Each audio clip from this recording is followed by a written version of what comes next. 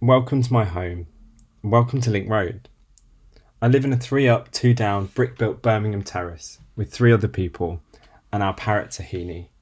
We're a queer household and we're quite proud of that. Located in Ladywood, this is a great place to live with all sorts of babs. The young, the old, the students, the workers, the teachers, the shop owners, the dreamers and the moaners. Everyone is welcome on Link Road. I would argue, perhaps as I live here, it's one of the best places to live, and not for your typical reasons. It's not always quiet or quaint. It's not spacious with ample parking and gravel driveways. There are no grand fountains here, or local coffee shops to buy avocados on toast. The local primary school plays loud music on a Friday afternoon to manage the end of week excitement in school. The late evening chit-chat of people in their gardens, music blaring out of car stereos, the car wash with its never-ending drone, which we hear from our gardens, people having heated debates on street corners, car door slams, the never-ending parcels and doorbell rings. There's always something happening here on Link Road. Little things like having low fence panels in our back gardens makes the street a little bit more communal. The complexity of this street is what makes it so good. The old, the young, the loud, the quiet, the early mornings, the late nights. We have HMOs, houses of multiple occupancy, family homes, couples, house shares, solo occupants, landlords, investors, people that have lived here for 50 years, and new arrivals too. Some people own their houses, some people rent, some people both own and rent their house. Some people will stay here for the long term and others for the short term. However, one thing that does unite everyone on the street seems to be those small interactions, the waves, the meeting each other, the running back and forth to the car. And for many, there's also a chance to communicate within our well-organised WhatsApp group. We have one for positive news. That one's quite good for sharing things that are happening, events, news, etc. And one for discussions, which is all chat about crime, safety and wheelie bins. The content of this WhatsApp group is for Link Road special people only.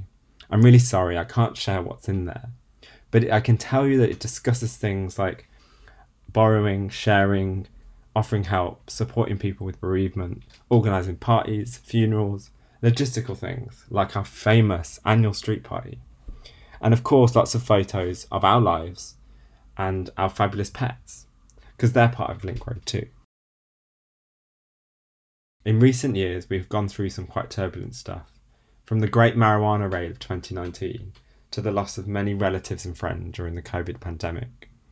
Yes, the pandemic for some was a chance to be still and relax and have time to think, but for many people and many people on Link Road, it came with a lot of stress and worry. Our street is home to many key workers. One thing that we're all facing on this street is gentrification. It does not matter which way you look at this, positive or negative, it is happening. This area is for sale. The value of houses has gone bonkers, which will have a real long-term effect on affordability in the housing in this area. The rising flats to rent going up on Dudley Road, the new builds, the Port Loop development and proposed master plan for luxury apartments on the reservoir are a concern for current socio-economic balances.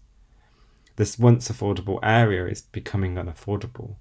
We have to be really careful to look at each other and, most importantly, support the most vulnerable in our society during this period of transition towards redevelopment.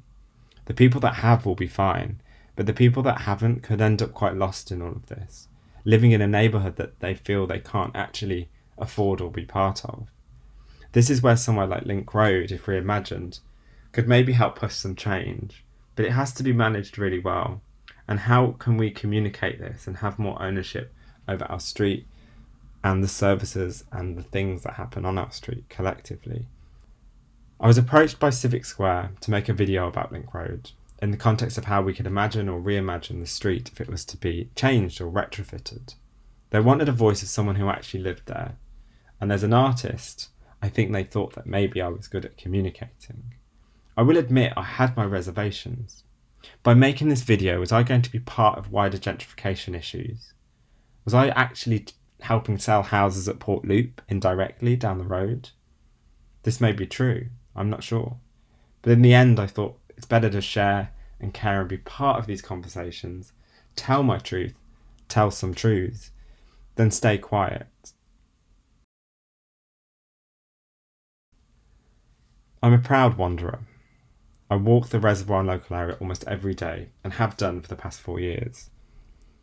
I find walking a meditative place to be. I've seen a lot of things, good and bad. From sex workers to drug users, fly tipping, fires, trees falling in the wind, people throwing clothes out of windows after a breakup. I've witnessed family celebrations, Eid, New Year, trick-or-treating, street funerals, neighbours helping jumpstart cars on cold mornings, stolen parcels, stories of assault, gay cruising. And how can we forget the Great Marijuana Raid of 2019? And all of these events, issues and happening are part of this place. And I acknowledge them for what they are. I don't ignore them, I don't shame them. I don't shame the people or events. I don't blame the drug users, sex workers or people that live in HMOs. They are also people. And whether they live here or simply use the streets to navigate in some way, they're also part of our community, and we must acknowledge this. Only when we can see the smaller pictures can we begin to address the big issues. This is very complicated, but here on Link Road, if you spend time here, you begin to realise the complexity, not just of Link Road, but of refurbishing inner city areas and refurbishing Birmingham, arguably. Because Link Road is a typical Birmingham street.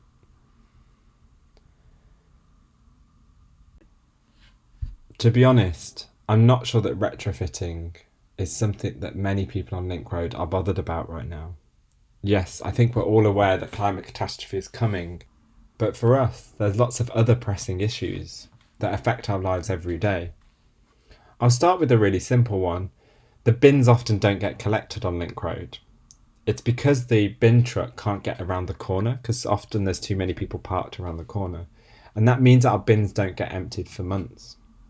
This has led to many infestations of what I call super rats. I've never seen rats this big. They're enormous. And we already have a bit of an issue, particularly in the wintertime, with mice that run along our lofts and come down into our cavity walls. I occasionally lie in bed at night and I hear scratching noises, not sure whether it's a rat or a mouse or something else. We have to address all these little things at the same time as retrofitting. Otherwise, I think it will fail to capture people's imagination. The argument that this is going to save you money, I think, is quite flawed, because we all know that the energy companies will continue to make profit out of us through selling us products, through raising the price so much on the small units that we do use. If we're going to retrofit our houses, it should be to improve all of our lives for all sorts of reasons.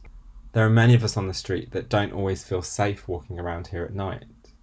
There are problems with antisocial behaviour, there's local drug runs, there's lots of really vulnerable people that are homeless or in vulnerable housing, who often are trawling the streets in the early hours of the morning.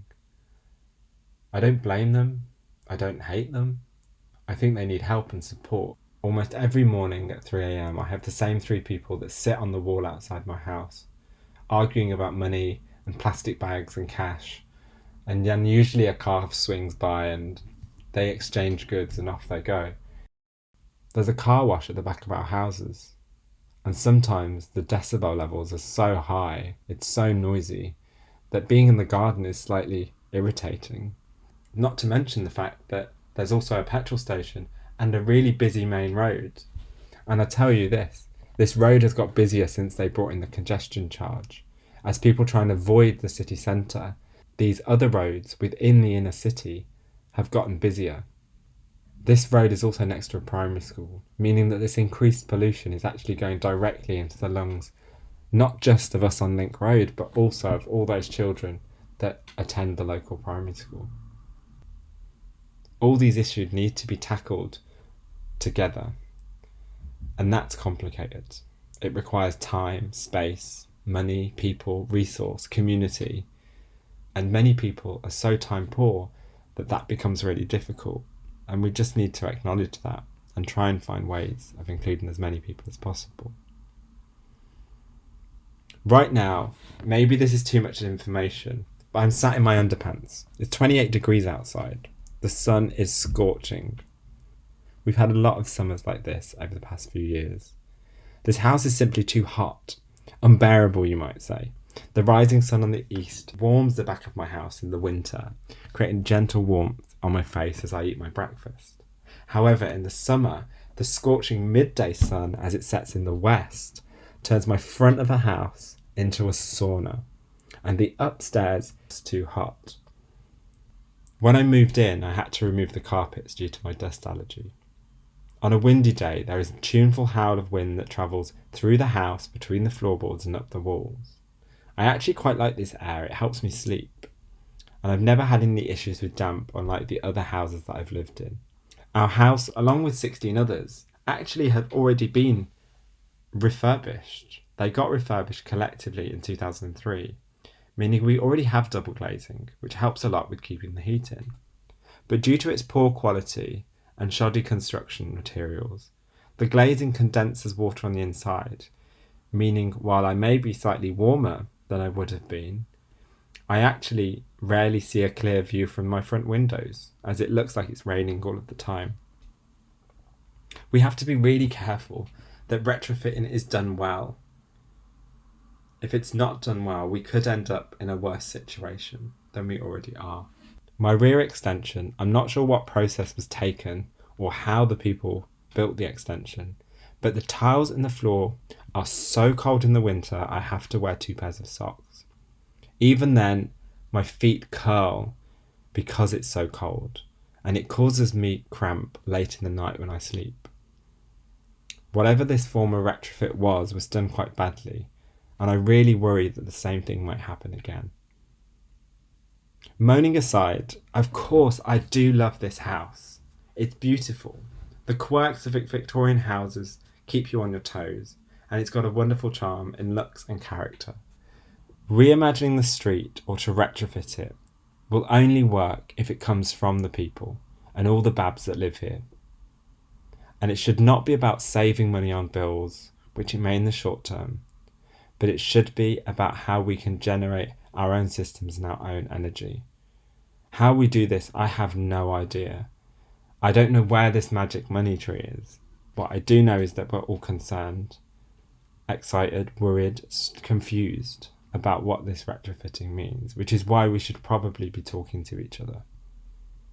If we think we have to retrofit the housing, is to do it in a way which doesn't just save energy, reduces carbon use as intended, but also addresses the socio-political and safety concerns of people living on the street, and supports those who are most vulnerable, not just the people that live here, but the people that use our street for all sorts of reasons.